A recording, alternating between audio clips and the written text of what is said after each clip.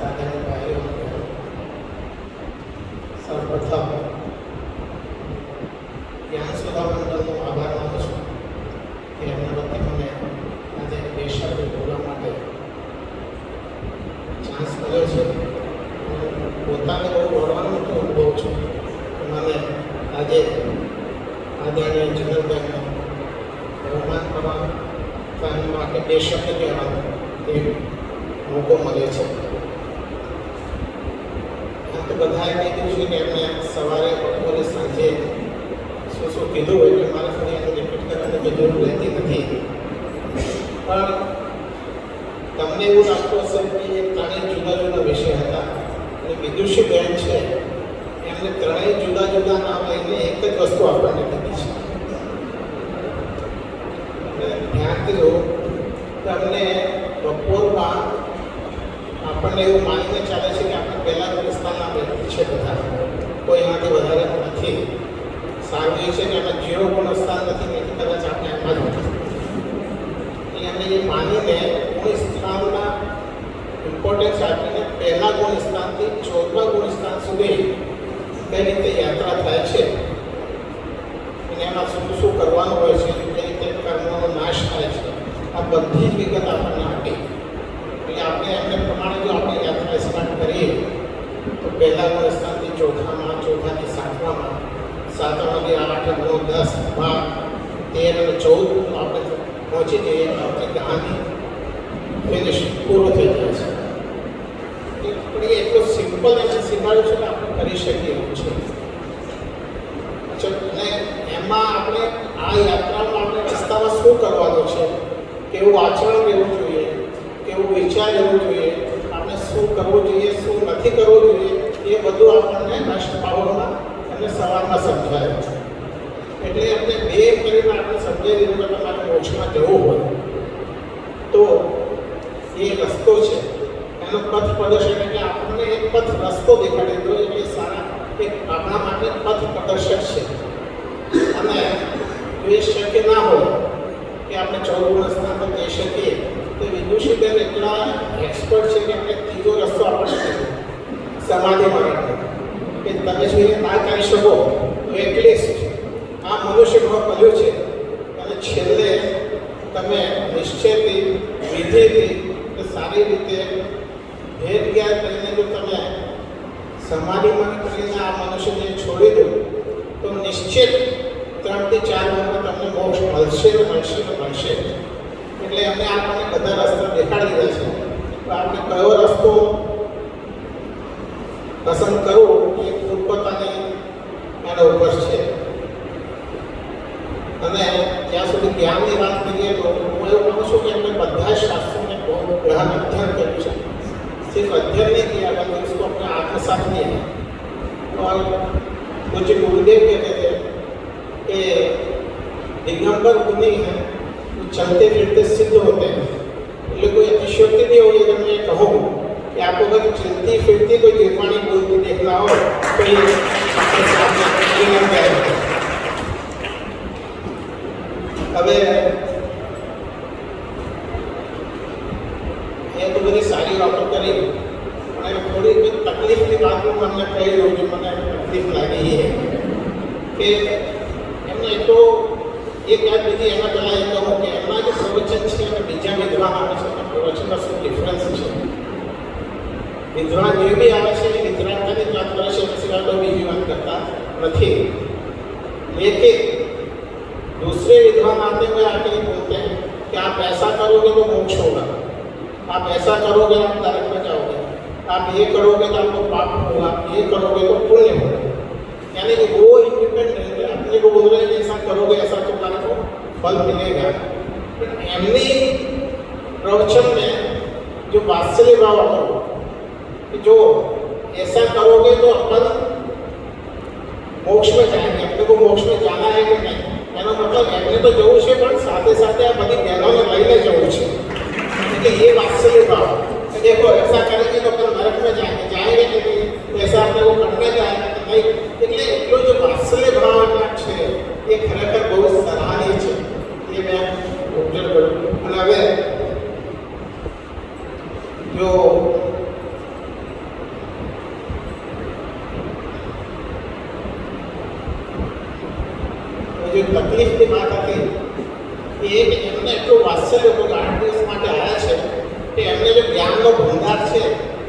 એ બધું જ એમની બહેનોને હું આપી દઉં.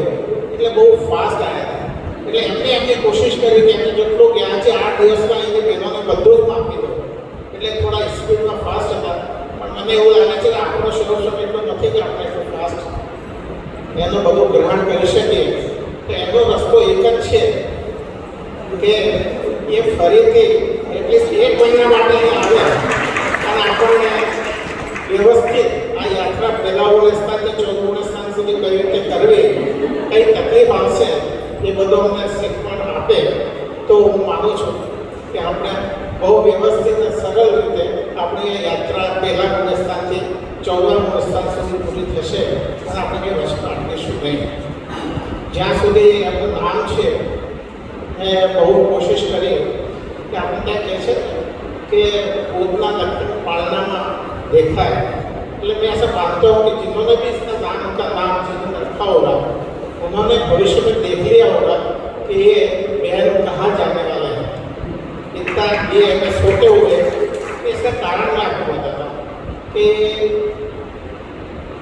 इतना एजुकेशन लेने के बाद, इतना सब कुछ करने के बाद आज अपन भी करते हैं जो इंजीनियर बनते डॉक्टर बनते हैं, अपनी जिंदगी सफल हो गई. इतना एजुकेशन लेने के बाद इन्होंने देखा कि सच्चा ये मनुष्य भाव में अपने को क्या करने का है, तो वो सब छोड़ करके उन्होंने इस रास्ते को अपनाया है, वो ज्ञान किया है और इसको ज्ञान को दूसरों को बांटती है, जो कि बहुत खरेखर बहुत सराहनीय है. अब ये जिंदल नेम क्यों हुआ, मैंने बहुत कोशिश की कि नाम जिंदल क्यों रखा है. मैंने बहुत कोशिश की, मुझे पता नहीं लगा कैसे भी इसका मतलब क्या होता है. गूगल में भी कोशिश की पर कहीं पर भी जिंदल का मतलब क्या होता है नहीं पता लगा. योगा नहीं होगा. जिंदल बहन ने ही परसों मेरे को इंडिकेशन दिया. जब परसों आप जैसे कह रहे थे तो मोक्ष का मतलब मोह इतने मोह और शय उसको शय करो, वो दोनों संधि विच्छेद करो तो उसको मोक्ष कहते हैं. तो मैंने भी जिंदल बहन थे उसका संधि विच्छेद किया. जीन और ल, जीन इतने पंच परमेष्ठी और ल इतने लक्ष्य, जिसका लक्ष्य पंच परमेष्ठी को प्राप्त करना है तो सामने में आना हो उसे जीवन कहते हैं. और मैंने फिर एक दूसरा भी दिया ना. खुशी की बात ये थी कि मैंने दूसरा संधि विच्छेद जीवन शाह के नाम से भी करते देखा तो वही है. तो जिन प्लस लशा, लशा जो है शब्द है लक्ष्या का संस्कृत में, उसको हिंदी में लक्ष्य कहते हैं. ये आप जीवन बोलो या जीवन शाह बोलो, उसका अर्थ यही है कि जिसका ध्येय पंच परमेष्ठी का सानिध्य प्राप्त करने का लक्ष्य हो उसे जीवन कहते हैं. तो जिसने भी आपका नाम जीवन रखा होगा खरेखर वो तो मैं बहुत बहुत साधुवाद देता हूँ. मैंने जो कुछ भी बोला है वैसे मैं कभी नहीं हूँ, पर मेरी इच्छा हो गई कि मैं दो चार आए हैं इनके बारे में लिखूँ. तो मैंने अभी जो कुछ भी मेरी भावना व्यक्त की है वो दो चार कविता के रूप में लिखी है, मैं आपके साथ में शेयर करता हूँ. क्योंकि मेरा पहला प्रयास है तो निश्चित इसमें कुछ गलतियाँ होंगी, उसको आप अवगण करें और मेरी कविता की भावना को समझने की कोशिश करेंगे. मैं मानता हूँ कि मैं अपने आप को कदर समझूंगा.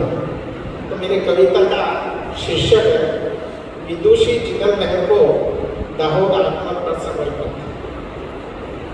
चित्रण करूँ क्या उस विदुषी का, जीवन ही जिसका विश्लेषण है. मतलब मैंने पहले ही बात मान ली कि मैं इनके बारे में ज़्यादा नहीं बोल सकता क्योंकि इनका जीवन ही ऐसा सादा है. उनका ज्ञान तो है पर उनका जीवन देखो कितना सिंपल है वो उसके ऊपर से. फिर भी मैंने आगे कोशिश की जिनवाणी जिसका जीवन है, जिन ही जीवन का लक्ष्य है, जिन ही जीवन का लक्ष्य है, इसीलिए दाहोदी बन गई वो ज्ञानमयी पथ प्रदर्शन.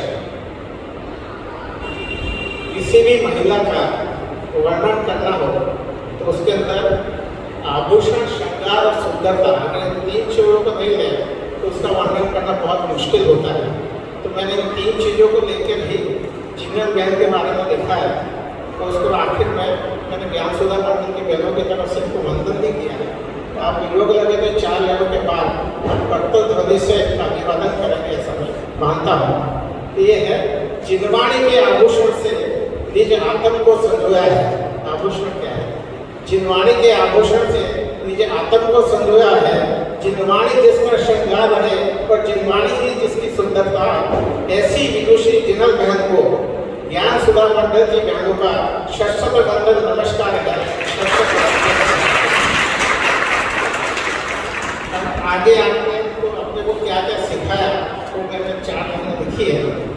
अष्टबाहु की जिज्ञासा का जिसके मर्म बता दिया। सामायिक और गर्भों से कैसे खेले बता दिया।